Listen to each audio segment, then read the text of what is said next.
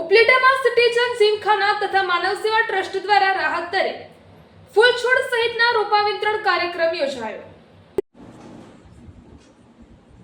ઉપલેટાના Jawahar society તાલુકા પંચાયત પાસે આવેલી શહેરની સેવાભાવી સંસ્થા સિટીઝન જીમખાના તથા માનવ સેવા ટ્રસ્ટના સંયુક્ત ઉપક્રમે રાહત દરે ફૂલ છોડ સહિતના રોપા વિતરણ કાર્યક્રમ યોજાયો હતો, જેનો મોટી સંખ્યાના ભાઈ બહેનોએ લાભ લીધો હતો।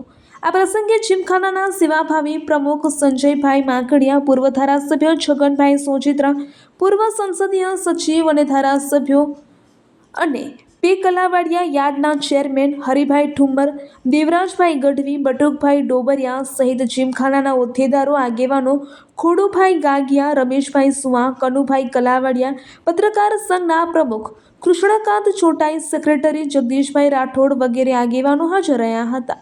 આ કાર્યક્રમને સફળ બનાવવા માટે નીતિનભાઈ બારૈયાના માર્ગદર્શન નીચે કર્મચારીઓએ ભારે જહેમત ઉઠાવી હતી। રિપોર્ટર નીલમ ફોલુ રાઠોડ, ઉપલેટા। રોલ સાહેબ, આપનું નામ? મારું નામ સંજયભાઈ પરબતભાઈ માકડિયા, ઉપલેટા સિટીઝન જીમખાનાના પ્રમુખ। આજ રોજ જે સબસિડીવાળા વૃક્ષના રોપાનું વિતરણનો કાર્યક્રમ જીમખાના દ્વારા યોજવામાં આવ્યો।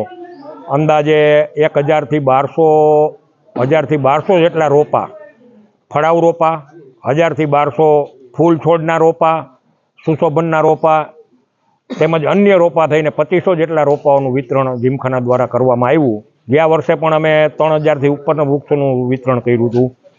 જીમખાના દ્વારા દર વર્ષે આવો કાર્યક્રમ દર ચોમાસામાં અમે યોજી અને જાજામાં જાજા લોકો વૃક્ષો વાવે અને જાજામાં જાજા લોકો આ તરફ વળે એના માટેના અમારા સતત પ્રયત્નો રહેશે।